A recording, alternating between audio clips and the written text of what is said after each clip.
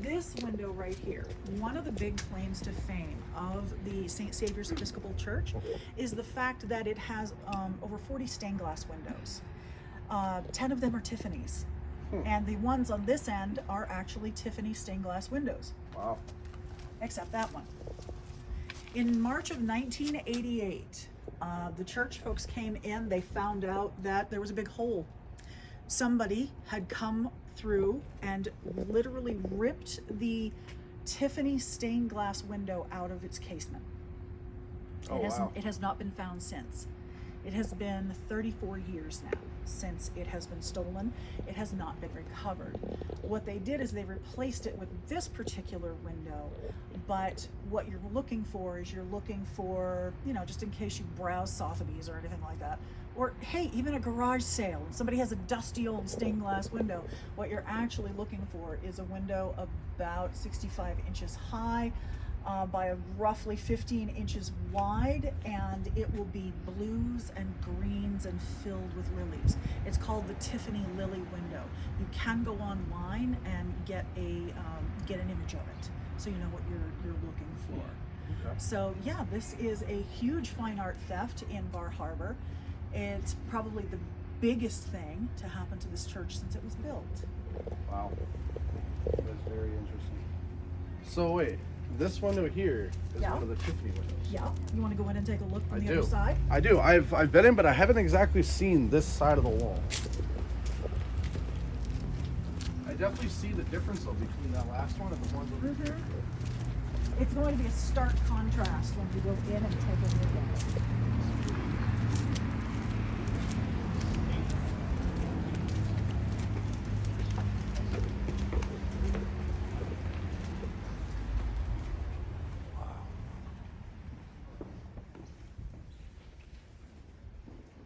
You can definitely see the difference.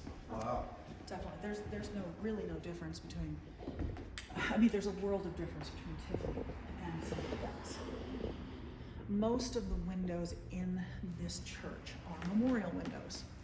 So these plaques down here on the church windows actually denote who it was created for. And then Okay. the wealthy families in Bar Harbor. How much about Bar Harbor's history do you know? I'm actually learning a lot about it today. You. Yes, this is a first for me. Okay. We read a little bit about it this morning, but I couldn't really find much. So we were Cool. like, we're going on this tour and everything, so we'll find You're everything. going to learn a lot.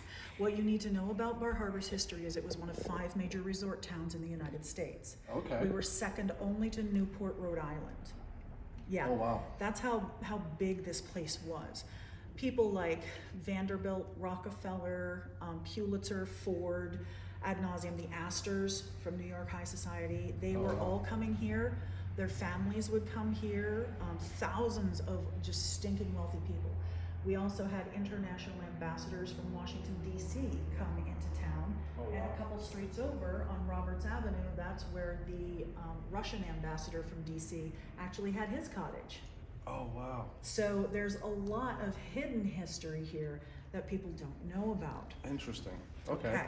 So we have the difference between the Tiffany windows and the other window. Oh, wicked difference. You can definitely see it. And that particular window up there was often referred to as another Tiffany window. But the rose window here is not a Tiffany. It turns out to be an Armstrong. And Okay. Armstrong was a student of Tiffany, which is why they couldn't really tell the difference for quite a while until they had it verified. Wow. There are a lot of other different windows in here. There are more Tiffany's up front. So one of the things that is interesting for your perspective is this plate in the floor. I did notice this plate when I walked in. You did. Governor Morrison died of an apoplexy right there on that spot. Really? Yeah. And he is, beneath this tablet lies the body. Wow.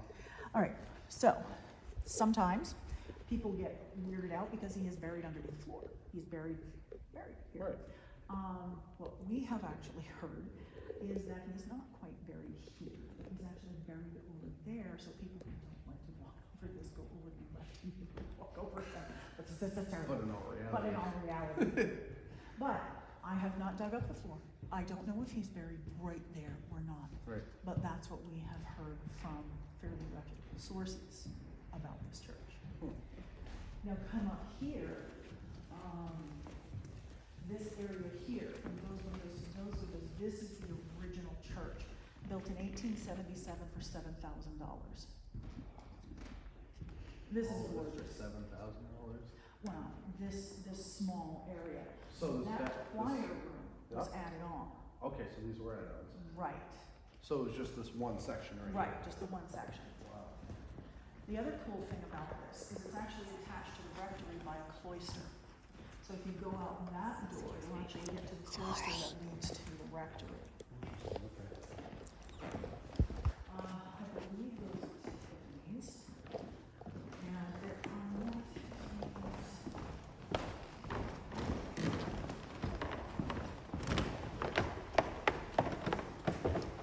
Oh wow. So there are 10 total.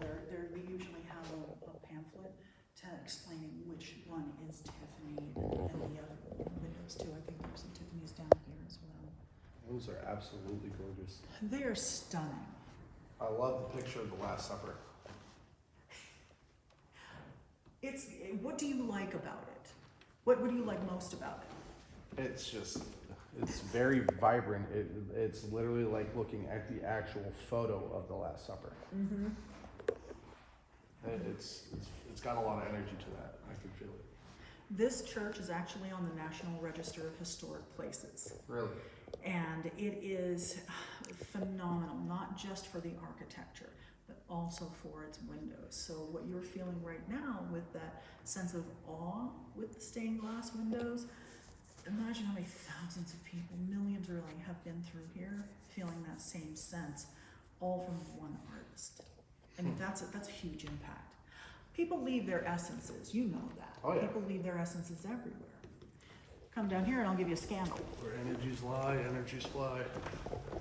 That is actually really good. Couple of things. This angel lectern right here it is one of 4 statues that were created in honor of a doctor's wife who died when she was only 42 years old. Okay. They were summer people in Bar Harbor, staying again only for 2 or 3 months out of the year. Well, what happened is he had 4 statues made in her honor, but only 2 of them, I believe, have her likeness. The other statue is in the Village Green, and that's got a lot of gargoyle and kind of monster and sea creature imagery to it. Interesting. This, her arms are bare, her leg is popped forward, and the way it is carved makes it look really sheer. So this has been the subject of letter writing campaigns, several of them throughout the decades, because people didn't like to look at her bare arms. Women didn't like their husbands staring at her bare arms, Right. even though she's a statue. So they would write letters to the church saying, she's got to go, that's got to go. The white marble lectern has got to go. And then, of course, the stories that we get from town and from some folks associated with the church is that the family would make a donation and her statue stays. Interesting. So, but the thing is that she has upset so many people with her bare arms, which also gives you an idea about the social constructs, constriction of social morals Right. that How were things being would've been brought back to Bar Harbor. too. Right. It's a shame. I'm glad to see it's still here, though. It is amazing, absolutely love the amazing. Let me see where it is. And I haven't been here in a long, long time, so forgive me. One spot that really caught my interest is this doorway right here. It caught my interest really bad too. I was like, Yeah, this is how you get out to the rectory through the cloister. Okay. It's gorgeous, but I'm looking for 84 to 96 Marion Burnham. There's a story associated with this particular window. Okay. And I have to take a picture of this window because I haven't been in here for so long. I lost my photo. So forgive me for just a moment Right, here. Okay, so she was 12 years old. She died when she was 12 years old.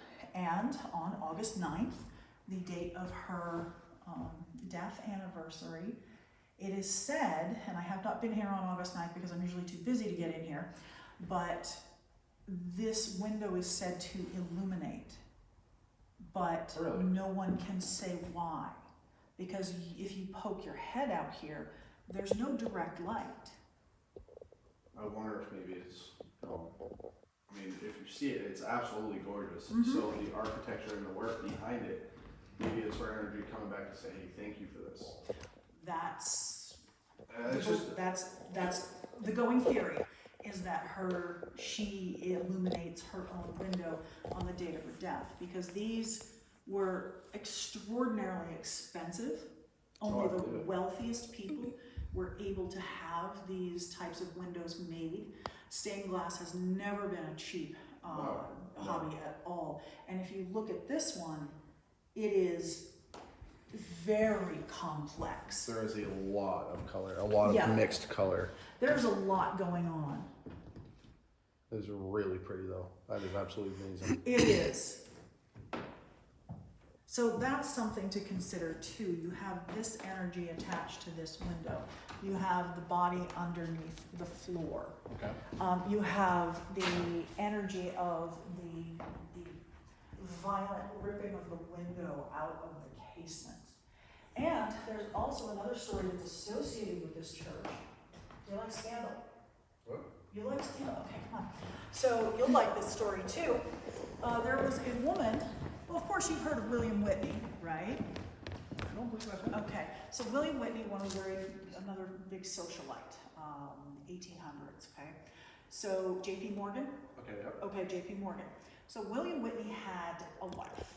William Whitney had a mistress. Her name was Edith Randolph.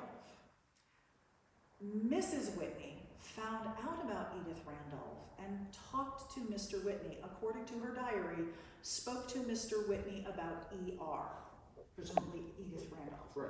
Not long after that, William Whitney got rid of Edith Randolph as a mistress. So Edith Randolph is standing around, looking around. She's without a wealthy benefactor, and she looks over and sees J.P. Morgan.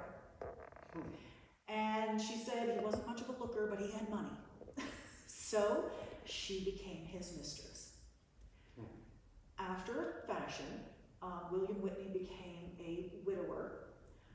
He found himself in Bar Harbor one summer. So did J.P. Morgan and Edith Randolph. All three of them got on a boat, went out into the Atlantic Ocean, and then after a few hours, they came back into shore. Whatever happened on that boat is always a mystery, but by the time they got back to shore, Edith Randolph was no longer with J.P. Morgan, and she was then with William Whitney. The following year, in 1892, they were married in this church. Oh, okay. It doesn't end there. I do ghost tours for a living. All right, so the rest of this is, about 3 years later, she's happily married for 3 years. She was reportedly on horseback. She was in a, I don't know whether it was a jumping competition, a race, whatever it was, but she misjudged a jump and she smacked her head off of a bridge. So she spent the next 15 months injured gravely from that accident, and she ended up passing away 15 months later at home. So she wasn't with the love of her life for that long before she died. You think maybe whatever happened on that ship kind of like gave her like a bad energy, and maybe that marriage was like a cursed marriage? I have no idea about that. That's a little bit more of a leap for me than I'm willing to take. But what I would say, or what I might intimate, is that the happiest time of her life was maybe here, and that I like to think anyway that maybe she comes back and visits the church where she married the love of her life.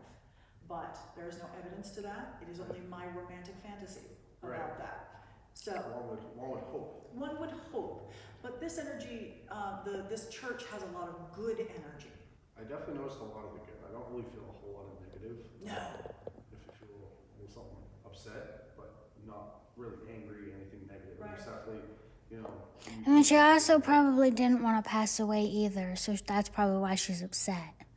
Well, let's just say it wasn't even her spirit, but I will say, you know, her coming back to revisit this particular location would definitely be, you know, if something like that was to happen to me, I'd want to come back to the same spot. So I don't think it's her that messed with your batteries, though.